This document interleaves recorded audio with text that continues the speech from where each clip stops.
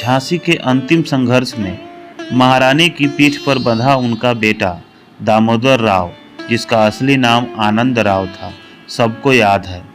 रानी की चिता जल जाने के बाद उस बेटे का क्या हुआ? वो कोई कहानी का किरदार भर नहीं था। 1857 के विद्रोह की सबसे महत्वपूर्ण कहानी को जीने वाला राजकुमार था, जिसने उसी मुगल भारत में जिंदगी काटी जहां उसे भुलाकर उसकी मां के नाम की कस्में खाई जा रही थीं। अंग्रेजों ने दामोदर राव को कभी झांसी का वारिस नहीं माना था, उसे सरकारी दस्तावेजों में कोई जगह नहीं मिली थी। ज़्यादातर हिंदुस्तानियों ने सुभद्रा कुमारी चौहान के कुछ सही कुछ गलत अलंकारिक वर्णन को ही इतिहास मानकर इतिश्री कर ली है। 1959 में छपी वाई.एन. केलकर की मराठी किताब इतिहास साहली यानी कि इतिहास की सैर में दामोदर राव का इकलौता वर्णन छपा। महारानी की मृत्यु के बाद दामोदर राव ने एक तरह से अभिशप्त जीवन जिया। उनकी इस बदहाली के जिम्मेदार सिर्फ फिरंगी ही नहीं बल्कि हिंदुस्तान के लोग भी बराबर हिस्सेदार थे। आइए दामोदर की कहानी दामोदर की जुबानी सुनते हैं। 15 नवंबर 1849 को नेवलकर राज परिवार की एक शाखा में मैं पैदा हुआ। ज्योतिषी ने बताया कि मेरी कुंडली में राजयोग है और मैं राजा बनूंगा। ये बात मेरी जिंदगी में सबसे दुर्भाग्यपूर्ण ढंग से सच हुई। 3 साल की उम्र में महाराजा ने मुझे गोद ले लिया।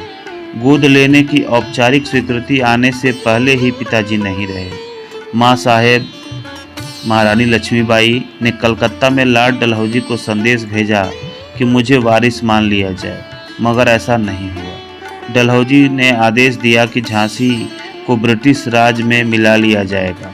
माँ साहेब को 5000 सालाना पेंशन दी जाएगी। इसके साथ ही महाराज की सारी संपत्ति भी माँ साहेब के पास रहेगी। माँ साहेब के बाद मेरा पूरा हक उनके खजाने पर होगा, मगर मुझे झांसी का राज नहीं मिलेगा। इसके अलावा अंग्रेज़ों के खजाने में पिताजी के 7 लाख रुपए भी जमा थे। फिरंगियों ने कहा कि मेरे बालिग होने पर वो मुझे पैसा दे दिया जाएगा। माँ साहेब को ग्वालियर की लड़ाई में शहादत मिली। मेरे सेवकों रामचंद्र राव, देशमुख और काशीबाई और बाकी लोगों ने बाद में मुझे बताया कि माँ ने मुझे पूरी लड़ाई में अपनी पीठ पर बैठा रखा था। मुझे खुद ये ठीक से याद नहीं। इस लड़ाई के बाद हमारे कुल 60 विश्वासपात्र ही जिंदा बच पाए थे। नन्हे खान, रिसालेदार, गणपत राव, रघुनाथ सिंह, रामचंद्र राव देशमुख ने मेरी जिम्मेदारी उठाई। 22 घोड़े और 60 ऊँटों के साथ बुंदेलखंड के चंदेरी की तरफ चल पड़े। हमारे पास खाने पकाने और रहने के लिए कुछ नहीं था। किसी भी गांव में हमें शरण नहीं मिली।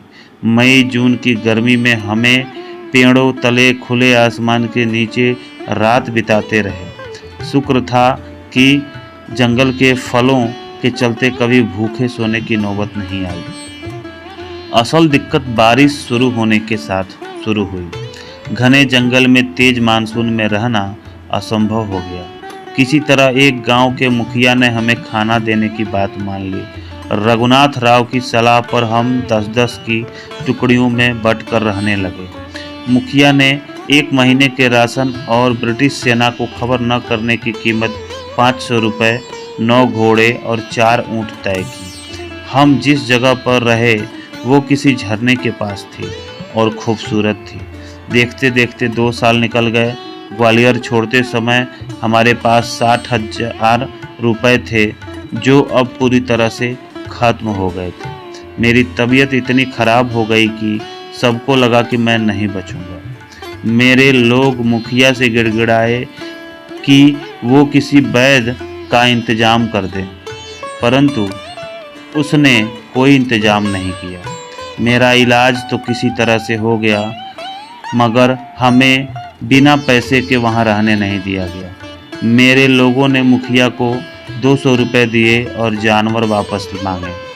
उसने हमें सिर्फ 3 घोड़े वापस किए। हम वहाँ से चलने के बाद हम 24 लोग साथ हो गए। ग्वालियर के सिपरी में गांव वालों ने हमें बागी के तौर पर पहचान लिया। वहां 3 दिन उन्होंने हमें बंद रखा, फिर सिपाहियों के साथ झालर पाटन के पॉलिटिकल एजेंट के पास भेज दिया। मेरे लोगों ने मुझे पैदल नहीं चलने दिया, वो एक एक कर मुझे अपनी पीठ पर बैठाते रहे। हमारे ज़्यादातर लोगों को पागल खाने में डाल दिया गया। माँ साहेब के रिसालेदार नन्हे खान ने पॉलिटिकल एजेंट से बात की। उन्होंने मिस्टर फ्लिंक से कहा कि झांसी की रानी साहिबा का बच्चा अभी 9-10 साल का है। रानी साहिबा के बाद उसे जंगलों में जानवरों जैसी ज़िंदगी काटनी पड़ रही है। बच्चे से तो सरकार को कोई नुकसान नहीं, इसे छोड़ दिया जाए, पूरा मुल्क आपको दुआएं देगा। फ्लिंक एक दयालु आदमी थे। उन्होंने सरकार से हमारी पैरवी की। वहाँ से हम अपने विश्वस्तों के साथ इंदौर के कर्नल सर रिचर्ड शेक्सपियर से मिलने निकल गए। हमारे पास अब कोई पैसा बाकी नहीं था।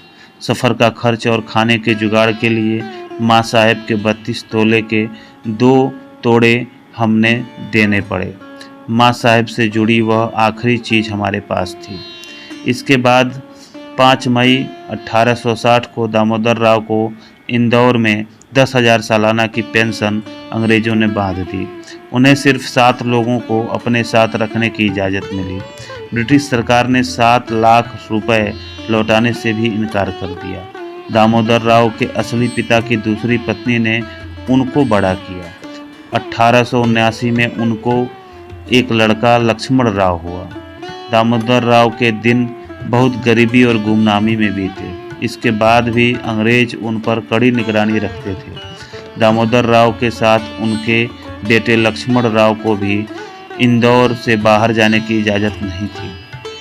इनके परिवार वाले आज भी इंदौर में झांसी वाले सरनेम से रहते हैं। रानी के एक सौतेले भाई चिंतामन राव तांबे भी था। तांबे परिवार का इस समय पूना में रहता है। झांसी के रानी के वंशज इंदौर के अलावा देश के कुछ अन्य भागों में रहते हैं। वे अपने नाम के साथ झांसी वाले लिखा करते हैं। जब दामोदर राव नेवलकर 5 मई 1860 को इंदौर पहुंचे थे, तब इंदौर में रहते हुए उनकी चाची, जो दामोदर राव की असली माँ थी, बड़े होने पर दामोदर राव का विवाह करवा देती हैं। लेकिन कुछ ही समय बाद दामोदर राव की पहली पत्नी का देहांत हो जाता है। दामोदर राव की दूसरी शादी से लक्ष्मण राव का जन्म हुआ। दामोदर राव का उदासीन तथा कठिनाई भरा जीवन 28 मई 1960 को इंदौर में समाप्त हो गया। अगली पीढ़ी में लक्ष्मण राव के बेटे कृष्ण राव और चंद्रकांत राव हुए। कृष्ण राव के 2 होनहार पुत्रों में मनोहर राव और अरुण राव तथा चंद्रकांत के 3 पुत्रों में अक्षय चंद्रकांत राव, अतुल चंद्रकांत राव और शांति प्रमोद चंद्रकांत राव हुए। दामोदर राव चित्रकार थे। उन्होंने अपनी मां के याद में उनके कई चित्र बनाए, जो झांसी परिवार को अमूल्य धरोहर के रूप में प्राप्त हैं। उनके वंशज श्री लक्ष्मण राव तथा कृष्णा राव इंदौर न्यायालय में टाइपिस्ट का कार्य करते थे। अरुण राव मध्य प्रदेश विद्युत प्रखंड मंडल में बतौर जूनियर इंजीनियर 2002 में सेवानिवृत्त हुए हैं। उनका बेटा योगेश राव सॉफ्टवेयर इंजीनियर है। वंशजों में प्रपौत्र अरुण राव झांसी वाला, उनकी धर्मपत्नी वैशाली, बेटे योगेश व बहू प्रीतिका धनवंतरी नगर इंदौर में सामान्य नागरिक की तरह मध्यम वर्गीय परिवार है।